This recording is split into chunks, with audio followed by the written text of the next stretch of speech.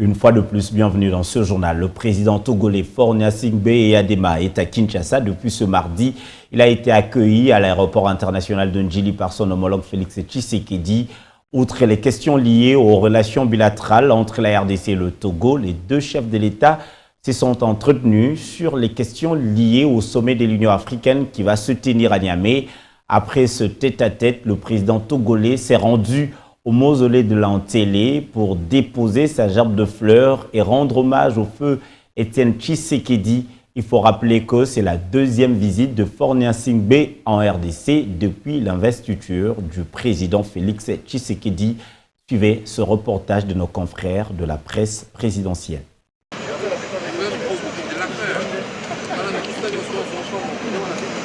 Le rapprochement de liens entre Kinshasa et Lomé se concrétise de plus en plus pour un lendemain prospère et meilleur pour l'intérêt de deux peuples respectifs. Ce qui explique l'arrivée mardi 2 juillet 2019 dans la soirée à Kinshasa pour la deuxième fois en espace de 4 mois du président de la République togolaise par l'aéroport international de Njili. Il s'agit d'une visite de travail de 48 heures à l'invitation du président Félix-Antoine Tshisekedi Tshilombo, visite qui s'inscrit dans le cadre de renforcement des relations de fraternité, d'amitié et de coopération bilatérale existant entre les deux pays. Faure Gnassingbé a été chaleureusement accueilli au pied de l'avion par son homologue congolais Félix-Antoine Tshisekedi Tshilombo.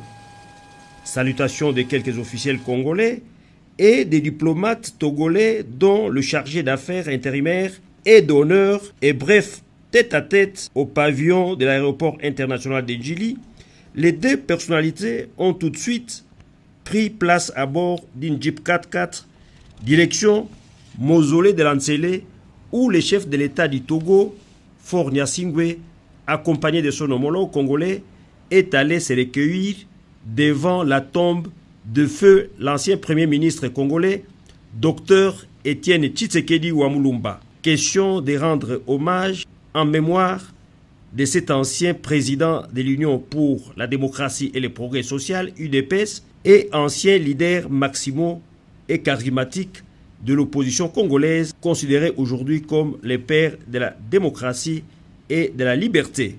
Après avoir suivi religieusement les explications techniques fournies par l'architecte Meko sur la maquette définitive de cet ouvrage, Faure Gnassingbé a inscrit quelques phrases dans le livre d'or en ces termes. Au nom du peuple togolais et à mon nom propre, je m'incline devant la mémoire du père de la démocratie et lui rends hommage pour les combats qu'il a menés pour le bien de la République démocratique du Congo et pour son peuple. L'Afrique lui sera toujours reconnaissante. Fin de citation.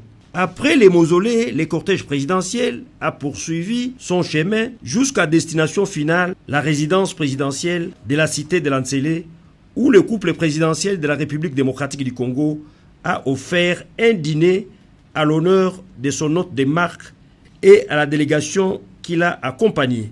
Occasion pour les deux hommes d'État d'échanger des toasts tout en exprimant leurs remerciements réciproques et leur attachement à l'Afrique, considérée comme un continent d'avenir. Cette soirée, haute en couleur, a été agrémentée par l'orchestre Zaiko Langa Langa de Nyokalongo.